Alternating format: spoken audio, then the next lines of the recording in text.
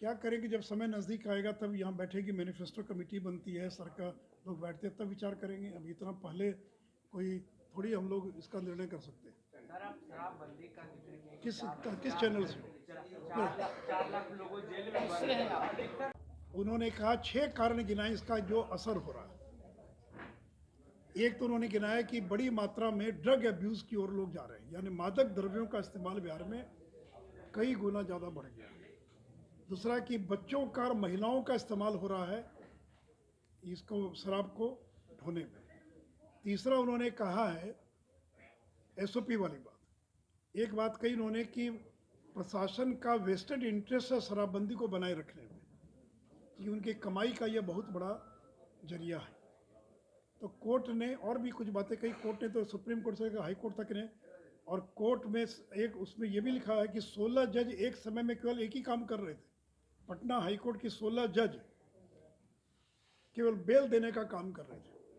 तो पूरा जो जुडिशरी है वो क्लॉग्ड हो गई, फंसी हुई है, केवल एक ही काम करने में लाखों मुकदमे हैं। और मुझे तो आश्चर्य लगा सरकार कितना अपनी पीठ सहलाती है। सेक्रेटरी ऑफ धन जी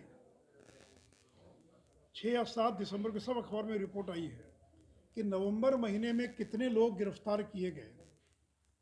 और वो आंकड़ा मैंने फिर अपने बयान में दिया था, सुन लीजिए एक बार। धन जी का बयान है कि नवंबर महीने में प्रतिदिन 1545 लोग गिरफ्तार किए गए। ये मेरा बयान नहीं है, 1545 लोग। और 1545 को 30 दिन से जोड़ लीजिए तो 45,000 लोग एक महीने में। ये सरकार की सफलता है क्या कि 45 जागरूक करते लोगों को। गांधी ने तो कभी नहीं कहा कि लोगों को दंडित करो, गांधी तो कहते हैं लोगों को सुधरने का मौका दो। और नीतीश जी गांधी की बात करते, तो अब गांधी की बात आप करते हैं तो आप सुधरने का मौका दीजिए कि लोगों को मरने दीजिएगा। तो खैर मैं ये कह रहा था कि उसके अंदर इस बात का जिक्र है उन सारी चीज़ों के अंदर।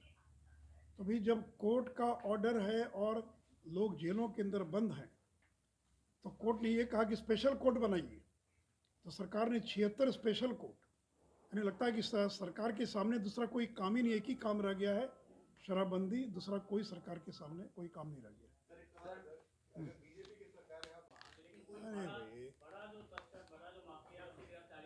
अरे भाई ये मुझे बताइए ना कि पिछले 6 साल में जितनी घटनाएं घटी, कितने विक्रेताओं को आजीवन कारावास हुआ। खजूरबन्नी की घटना छोड़कर नियम है कि उनको 10 साल से ज़्यादा की सज़ा होगी, आजीवन कारावास होगा। और एसआईटी बनाने की जरूरत है क्या? एसपी को नहीं मालूम है, थाना को नहीं मालूम है कौन बेचने वाले हैं? आप तो कल घूम रहे थे, आपसे लोग मिले होंगे, सबको मालूम है।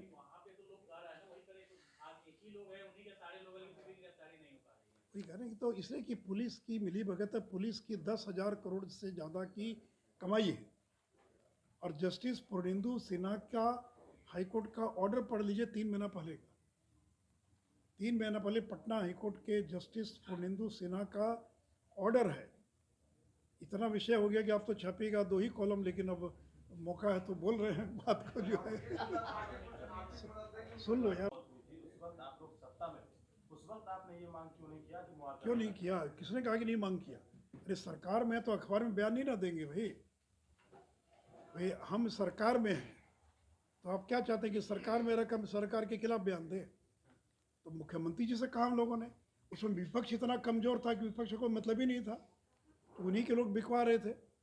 आज विपक्ष छाती पर चढ़कर अपनी बात कह रहा ना, तो लालू जी को क्या मतलब था? बोलते रहिए, अरे मोदिया बोलता रहे, उससे क्या फ़र्क पड़ता है, हमारा वोट तो एकजुट है।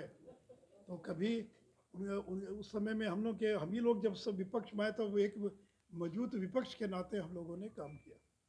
वो तो ऐसा विपक्ष था कि बाढ़ आई तो 2 महीना दिल्ली रह गए, घूमने भी नहीं गए, देखने भी नहीं गए। तो इसलिए आप अगर, हम लोगों ने मुख्यमंत्री जी को कई बार कहा कि जिद मत बांधिए, लोगों को दीजिए पैसा, लेकिन आज जिस मजबूती से मीडिया भी उठा रहा है, बोल रहा है, उस समय में नहीं उठा होगा, लेकिन ये बात अलग है। अब वो कहते हैं, रोज़ हम लोगों पर कहते हैं, अखबार में बयान देते हैं कि मीडिया मेरी बात नहीं छाप रहा। हमारी शिकायत है कि प्रिंट मीडिया मेरी बात नहीं छापता, और छापता भी है तो उसका क्या कहते हैं, नॉन वेजिटेरियन को वेजिटेरियन बना के छाप देता है। मैंने कहा कि इस्तीफ़ा दिया जाए, तो इस्तीफ़ा दिया जाए उसको हटा देता है। तो जैसे होता है ना, उसका ये मधुमक्खी का अगर डंक निकाल दिया जाए तो मधुमक्खी बेचारी बचेगी क्या। तो विपक्ष का तो काम है कि इस तरह का बयान देना। तो खास करके सभी ने, कुछ प्रिंट मीडिया है कि एकदम न्यूज़ को दबा दो। लेकिन ये बात बता दें, आज के समय में कोई न्यूज़ को दबा नहीं सकता। इतने लोग यहाँ पर बैठे हैं, इतने चैनल्स हैं, इतना .com है, इतने छोटे छोटे पोर्टल्स हैं, मैसेज तो चला जाता है। इमरजेंसी के ज़माने में तो सेंसरशिप था, ना कोई टीवी था, ना कोई और था, रेडियो भी था, वो सरकारी था, फिर भी गांव गांव तक कैसे मैसेज चला गया। अब तो आप ही लोग बता पाएंगे जो मास कम्युनिकेशन में किए हुए, कि आखिर कैसे नीचे तक जाती है। तो न्यूज़ को दबा देने से वो न्यूज़ दबती नहीं है। लेकिन ठीक है, जिस अखबार का जो करना है करे, वो हम अपना काम करेंगे। और कुछ बताइए ना, अब हमसे पूछना, आप पत्रकार आदमी, आप ही लोग, हम आपको दे सकते हैं। आप इसके बाद आइए तो मेरे पास पूरा कटिंग है उसका, पेपर कटिंग, और वो गूगल पर सर्च कीजिए, आपको पूरा मिल जाएगा, मेरे पास है। कहिएगा तो मैं आपको पढ़ के सुना सकता हूँ। 2016 में खजूरबन्नी के अंदर ये घटना घटी थी, और महीना 2 महीने के बाद, अरे कोई 2 महीने 4 महीने के बाद पैसा मिला होगा। एग्जैक्ट भी कहिएगा तो भी आपको बता देंगे, मेरे पास है सारी चीज़ें। मुआवजा देंगे क्या? अब उपेंद्र कुशवाहा जाकर देख कर आए, ये बम नहीं बना रहे थे लोग, और जो लोग थे जो मर गए वो इतने गरीब लोग। अगर गरीबों के प्रति संवेदना है तब तो दीजिए मुआवजा, और अगर आप दलित और अति पिछड़ा विरोधी हो गए हैं तो मत दीजिए मुआवजा। दबाव कैसे बना पाएंगे आप लोग? इतना प्रदर्शन हो गया आप लोगों की तरफ से, जी, प्रदर्शन करिए, आप लोगों ने विरोध जता दिया, लेकिन मुख्यमंत्री अभी भी अड़े हुए हैं कि मुआवजा। नीति के अंदर अड़ता जो आदमी है ना, इसी मुख्यमंत्री को कितनी बार पलटते हुए देखा कि नहीं देखा आपने। इसलिए कल मैंने कहा कि जो पलटी मारेगा, क्या वो राज करेगा? पलटी मारने वाला राज करेगा? तो पलटने में मुख्यमंत्री को कितना समय लगता है। आज शराबबंदी के पक्ष में, कल विरोध में हो जाएंगे। आज राजद के साथ है, कल बीजेपी के साथ चले गए, फिर वापस आ गए, फिर कहीं चले गए। तो कम से कम अब जो किसी देश की राजनीति में किसी एक व्यक्ति का ट्रैक रिकॉर्ड आया राम गया राम का सर्वाधिक है, तो वो मुख्यमंत्री नीतीश कुमार का है। सुन, सवाल ये है, तो ये राजस्व का जो घाटा हो रहा है, तो क्या आप लोग चाहते हैं कि कुछ कंडीशनल छूट मिले ताकि राजस्व का घाटा न हो? नहीं, मैंने जो बात कही, संदर्भ क्या वो समझ लीजिए कि एक्साइज डिपार्टमेंट एक बहुत बड़ा माध्यम है रेवेन्यू कर संग्रह का। कॉमर्शियल टैक्सेस सबसे ज़्यादा, वैट, जीएसटी सबसे ज़्यादा, पेट्रोल पर टैक्स सबसे ज़्यादा, उसके बाद आता है एक्साइज डिपार्टमेंट। तमिलनाडु और कर्नाटक सरकार को 25,000 करोड़ रुपया प्रति वर्ष केवल एक्साइज से आता है। तो बिहार को लगभग 6,000 करोड़ रुपया प्रति वर्ष ये शराब के राजस्व से प्राप्त हो रहा था। 6 साल का अगर औसत ले ले तो ज़्यादा ही होगा, लेकिन मैंने 30,000 लिखा। तो एक और 30,000 करोड़ का नुकसान हो रहा बिहार को। दूसरी ओर 4 लाख लोग जेल चले गए, और तीसरी ओर 1,000 लोग जहरीली शराब पीकर मर गए। उसके बाद भी आप शराबबंदी को ठीक से लागू नहीं कर पा रहे। तो मेरा संदर्भ ये है कि उसके बावजूद हमने आपका साथ दिया, जब मालूम था कितने बड़े राजस्व की क्षति होगी।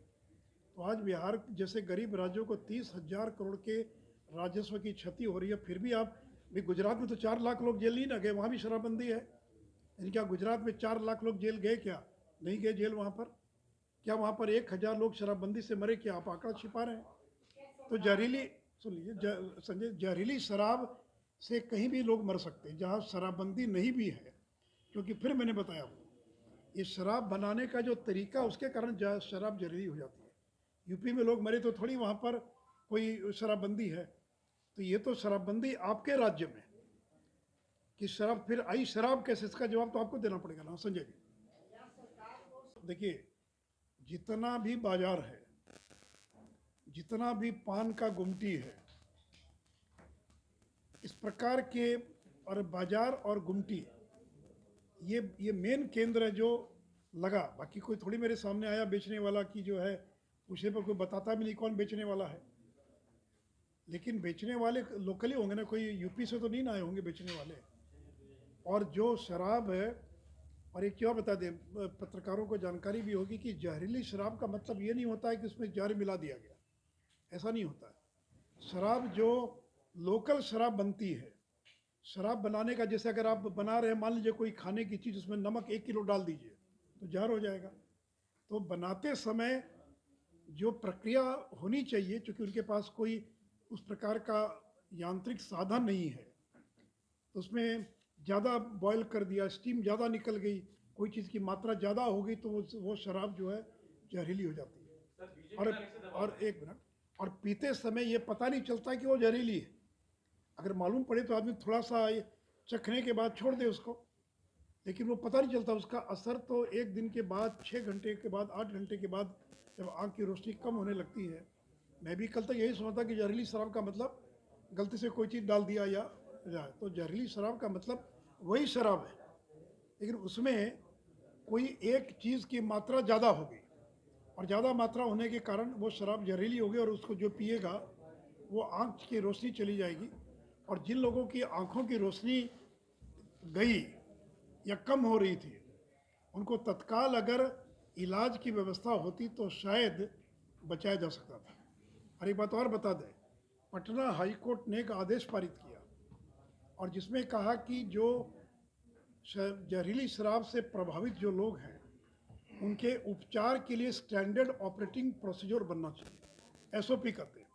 किसी भी इलाज के लिए क्या तरीका होगा, इलाज की क्या प्रक्रिया होगी। कोई कोविड का पेशेंट गया तो एक WHO या भारत सरकार या बिहार सरकार का स्वास्थ्य विभाग एक उसका गाइडलाइन तैयार करता है कि कोई मरीज अगर आ गया तो उसकी क्या प्रक्रिया होगी उसके इलाज करने की। अब डॉक्टरों को पता ही नहीं है। अरे बोले तो यार भी जाएंगे, क्योंकि उनका एक्ट कह रहा है देने का। भाई ठीक है कि एक्ट ये कह रहा है कि वसूल कर देंगे, लेकिन साधारणतः वसूल कर देने में यही होता है कि वसूली में समय लगता है। तो पहले सरकार, जैसे खजूरबन्नी में पहले दे दिया ना सरकार ने, बाद में 88 लाख रुपया का नोटिस दिया विक्रेताओं को। विक्रेता चले गए कोर्ट में, जो भी तकनीकी कारण होगा, कोर्ट से वो रुक गया कि आप वसूल नहीं सकते जो भी हुआ। तो इसलिए मुआवजा, फिर मैं कहा कानून में अगर नहीं भी लिखा तो भी गरीब आदमी मर गया। अब मेरा तो एक ही सवाल है ना कि जो मरने वाले इतने गरीब लोग, उनका तो दोष नहीं ना है। कोई घर के कंट्रोल में है क्या? जो मर्द पीता है, चोरी छिपे पी लेता, बाकी करता, कोई कंट्रोल में है कि पत्नी के कहने पर वो मान जाएगा? वही कमा कर लाता, पत्नी को हिम्मत भी नहीं बोलने की। और मैंने पूछा, मैंने एक एक परिवार से पूछा कि आपने मना क्यों नहीं किया, तो कहा बाबू कब पी कर आता था मालूम पड़ता है, और हमारी बात कोई मानता है हमारी बात? यानी बेचारे गरीब उस औरत की बात उसका मर्द मानेगा क्या कि तुम मत पियो या बाकी करो नहीं के लिए? तो ये मुझे नहीं मालूम है। और कोई ह्यूमन राइट्स कमीशन, ये तो स्वायत्त शासी संस्था है, कहाँ जाना नहीं जाना वो तय करती है। तो मुझे उसके बारे में, मैंने अखबार में ही देखा कि वो टीम आ रही, उसके प्रतिनिधि आ रहे हैं। तो ये तो ह्यूमन राइट्स कमीशन, कोर्ट में जाएं और कोर्ट में जाकर कहें कि साहब गलत है, ह्यूमन राइट्स कमीशन को नहीं आना चाहिए। अरे वे लोग मर गए, 100 लोग मर गए, गरीब लोग मर गए, तो ह्यूमन राइट्स कमीशन आकर गलत कर रहा है क्या? इसलिए क्या है नहीं है वो तो, अगर गलत करा तो जाए कोर्ट में जाकर बात करें। जी सर, उपेंद्र कुशवाहा कह रहे एक मिनट, SOP है कैसे इलाज करना, क्योंकि रोज तो इस तरह का कोई मरीज आता नहीं है कि वो इलाज कर सके। तो ये हाई कोर्ट का आदेश था कि SOP का निर्धारण किया जाना है। हाँ पूछिए। सर, आप मुआवजे की बात कर रहे हैं, उपेंद्र कुशवाहा कह रहे हैं